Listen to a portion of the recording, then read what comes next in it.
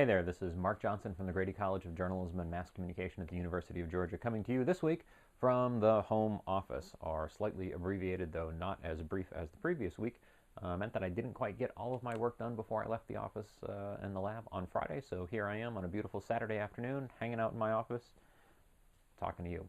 Had an interesting week. The introductory class this week tackled ethics for a little while. And it was a challenge for me because my ethics lecture is usually two-hour time blocks. But because we weren't meeting on Monday because of the holiday, we were meeting on Wednesday, and I decided we're going to pull them in for that 1 hour time slot that we do have available to us on Friday. Tried to compact it down into that 50-minute time span, and it was brutal. We ended up zooming through some things that I thought probably shouldn't have, and we didn't get everything done. So it's going to bleed over into Monday, and we're going to end up revisiting some of the stuff later on. But I think we'll get all the ethical training that we need into them for this course. One of the interesting things that did pop up is we had the question raised as to whether journalists should be licensed. And this is something that comes up at some point every semester. I was a little surprised how quickly we got into it this semester.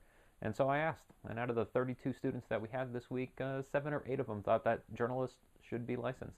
They felt it would set professional standards, set ethical standards, eliminate a lot of problems, and help audiences understand and trust their sources.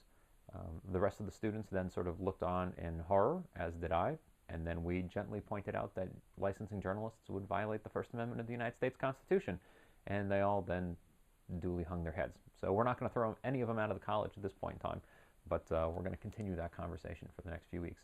The other big news for the intro students is they'll be excited to know it looks like Wednesday will be on track to issue them their cameras. So in the next week or two, you'll probably see a whole bunch of very confused people walking around staring at all the buttons on their brand new cameras. If you're a former photojournalism student from the Emphasis, please help them out if you see them wandering around. Their first assignments, as always, is going to be the nouns and verbs. So they're going to be taking pictures of objects and objects doing things in the next couple of weeks. Over in the documentary photography class, as promised, we did that consumption survey. We had the 16 students in that class go out, and each of them had to ask 5 different college students, so in the age range of 18 to 24, 18 to 25, thereabouts. Didn't allow any journalism majors to come in there because we thought that might taint the results a little bit here.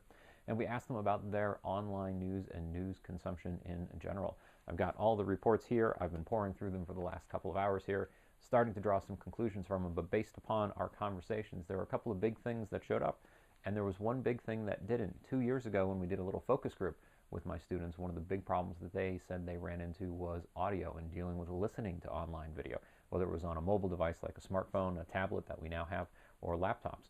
They felt finding quiet locations or having to pull out their headphones and plug them in was a real hassle, and it was a real barrier to them watching online news videos or online videos in general. That doesn't seem to have shown up at all now, 2 years later. So whether it's just the sample was a little bit different, whether that group, because it was a focus group as opposed to individuals being surveyed, sort of all piled onto that idea, I'm not entirely sure, but so far that hasn't come up. A couple of things that did show up was headlines. A lot of students, a lot of the survey respondents felt that there weren't very good headlines on video stories, and they would see a link to a video, but they weren't exactly sure what it was. So that's something that editors out there may want to spend a little bit of time on in the coming months, is working on better headlines. You want to write your headlines for good search engine optimization, but apparently you need to also write them so 18 to 34-year-olds think they're cool and they're willing to click on them. So I'm going to keep pouring through this data, and hopefully next week maybe we'll even generate some graphs and some charts for you. At least one student decided that they did want to generate their own graphic and handed that in with their project. Not much else going on this week. We've got some editing lessons coming up in the documentary photo classes. We're going to continue those ethical discussions in the with the intro students, and hopefully get them started on understanding exposures, shutter speeds, ISOs, apertures, equivalent exposures, all kinds of fun stuff like that. That's it for this week. Nothing else really going on. If anything does develop, we'll bring it to you.